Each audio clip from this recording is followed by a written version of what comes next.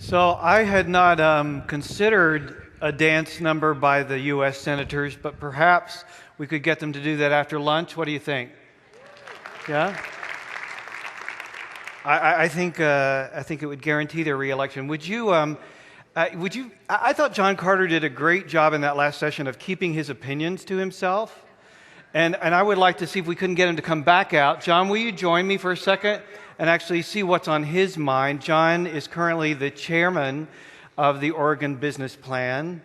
And if you get to spend time with him one-on-one, you learn that he has plenty of opinions about almost everything. And I'm curious, John, you got plenty to do at work. You have enough on your plate. Why would you decide to get involved so heavily with a business plan? Well, Chris, I think it's, first of all, the business plan is a unique partnership. Partnership of business leaders, for our elected leaders, various community organizations and organizations around the state. It would be an honor for anyone to serve as chair. And so it's a pleasure to be involved in that. From a personal standpoint, it really reflects what I think a lot of us in this room and a lot of people in the business community have, which is an irrational affection for this state. My wife and I are both native Oregonians. Our parents were, and our grandparents were. And so you grew up in Pendleton, is that right? Up there on the east side of the state. And we've all felt this attachment to the state, even though in my case I spent most of my business career outside the state. Some of us in the business community a decade ago looked around at the state and we thought that it was losing some of the characteristics that made it a really great place to be. And as a result, we decided that it was worth spending some time trying to understand why that was. People will remember the economy of the state was in some difficult straits. And we thought that some of the more bipartisan and cooperative attitudes that had existed traditionally in Oregon were being eroded. Consequently, those leaders got together and formed a forum to put this business plan on the agenda, and it seems to have worked out pretty well in moving those things along. It seems like it's been pretty central to a lot of the successes the state has had over the last decade. So talk to us a little bit about who's behind the plan, who makes it happen. Well, that's a really good question. It's obviously a combination of a number of different things. First of all, the Oregon Business Associations, all of them, Associated Oregon Industries, the Oregon Business Association, Portland Business Alliance, Oregon Business Council, and a number of other chambers of commerce put together a steering committee which is utilized to develop the content of the plan. Okay. That steering committee then works with our elected leaders and develops the agenda for each of these annual plans. Obviously, there's some key players. One of the key players, as most of you know, is Senator Wyden, who was there at the inception. In our case, over the last few years, the important local partnership at a statewide basis has been with Governor Kitzhaber.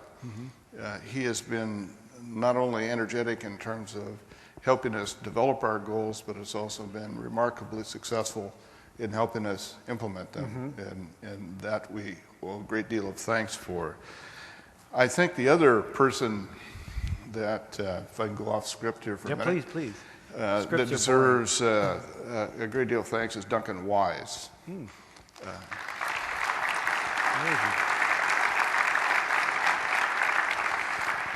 This will not be something that makes Duncan happy, but as many of you know, Duncan has played a key role in the Oregon Business Council and the Oregon Business Plan in terms of making this a policy forum, which affects the best outcomes and the best policies for the entire state.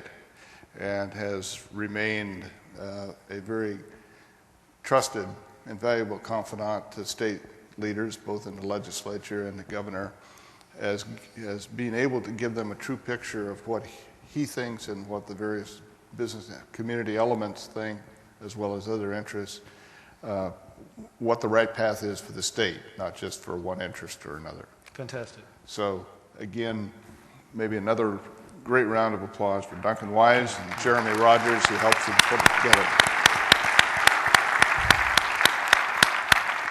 So we're going to spend some time today talking about what's next. We're going to get to, this afternoon, all of us get to share what we think the priorities should be. How are we doing against goals? Let's look back first. How did we do last year? What do you think we need to be thinking about? Well, we had a very good year. Did we?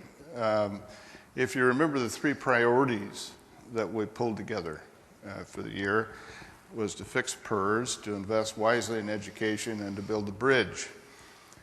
Talking a little about each of those, the PERS issue, of course, is a difficult issue because it affects everyone, both from the standpoint of its cost, but also individuals who have depended on PERS for their retirement. So it's not an issue that is black and white in any way of speaking. So what we saw was an unsustainable trajectory on the cost of PERS to Oregon taxpayers and Oregon government. It was really a product of the recession in 2008, which exposed a really bad design for the plan. And so that plan needed to be fixed. And I think with the efforts of, and again, bipartisan efforts with many people, we made a lot of progress over the last year. We still have a very high cost for our public pension system compared to other states and compared to our historical cost in Oregon. So it bears watching, but we made great strides last year. On the second objective of investing wisely in education, I think we did a great job.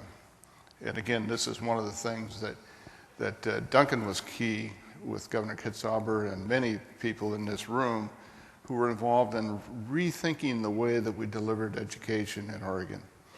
And the things that we were able to do, both in terms of the structure, in terms of giving independent boards to our universities, in terms of the kinds of money we were able to direct into K through 12, and the idea that we could reconstruct advisory boards and objectives for education.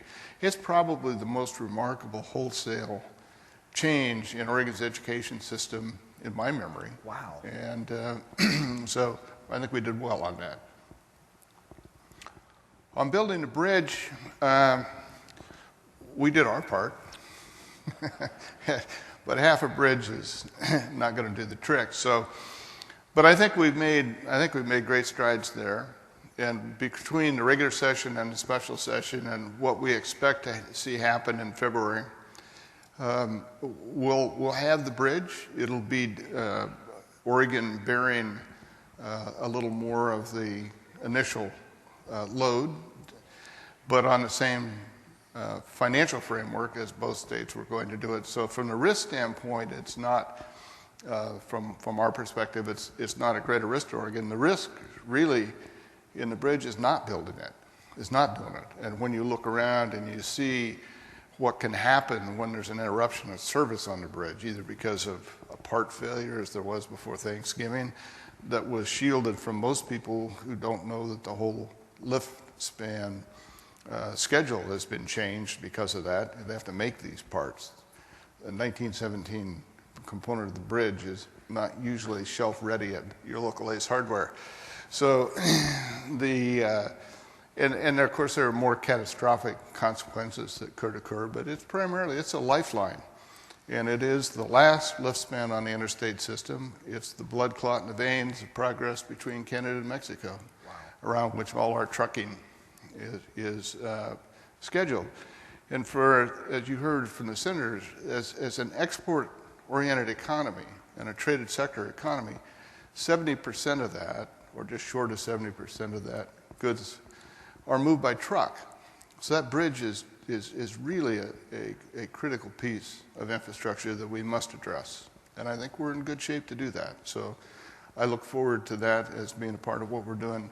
And so it's not just about the catastrophe if we don't fix it, it's also the economic opportunity if we get it right, yes? Absolutely. Okay. Absolutely, because it'll create somewhere between 4,000 and 5,000 permanent jobs, as well as the estimate is about 1,900 construction jobs during construction, every year of construction, as well as adding somewhere between $5 and $7.5 billion to the local economy. Wow. Okay. It's a big deal. So you just you saw the video that shared with us some of the major stats about what's happening in the region. Takeaways for you? Anything that's surprising? Anything that you think we have to figure out what to do about that? Or wow, that's doing better than I expected? Well, I think the video emphasizes a couple of things. First, if you look at our primary goals of creating jobs, getting ourselves to above the average on per capita income, and addressing poverty, as already been said this morning, those are related goals. We're not doing so well on the per capita income side. We're doing reasonably well on the jobs. Mm-hmm. That pace of creation is accelerating. A little bit of a problem in the sense that many of those jobs are at the high end and the low end of the economic scale. So we're not doing what we need to do for the middle income, or Senator Merkley mentioned the manufacturing jobs. And part of that is really tied into our education system and what our education system is producing in skill sets for our students.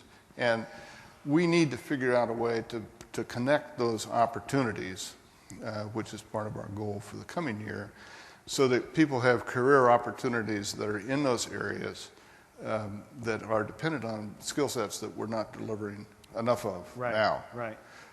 And just as an aside, Senator Merkley was talking about a shop in middle school and high school. But what people need to really focus on is that to operate a machine tool in today's environment is a skilled job. You have to be computer literate to actually turn it on, let alone operate it. So it's a very different world than we saw 50 years ago.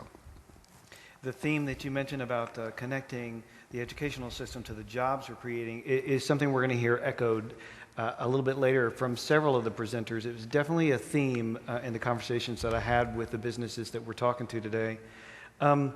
Other plan priorities, other things that you think besides the things that we dealt with last year and finishing the bridge, other things that you think are really critical for us to get our arms around?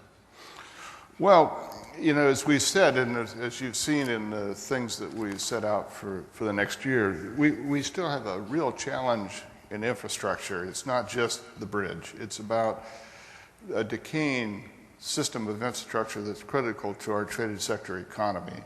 And we've got to do a better job of addressing that, of figuring out not only how to expand it and give it the robustness it needs for an expanding population, but just to maintain it. And that's going to be a challenge. Where we find the money to do that, how we do that financing, how maybe we can bring the private sector into it, as was mentioned earlier. Those are all things we need to do. So that's an important part, build the bridge and more. I mentioned this connecting education with careers. That's really something, as part of the educational reform we were able to achieve during this past year, that the governor and educators and people in the business plan have been really focused on. It's about implementation now. It's not just about creation of the platform or allocating the money. It's about what do we do with it, and can we actually make those connections to careers. And then lastly, I think one of the things that we've really spent a lot of time thinking about, and is a key piece of this summit, is rural Oregon.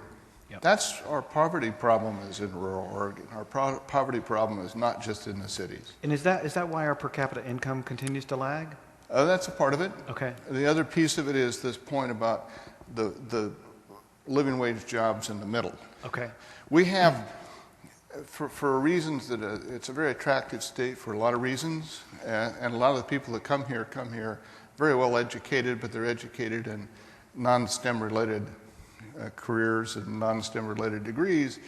That means that we're not providing the jobs that we need to provide, that great opportunities exist for an Intel or for other people.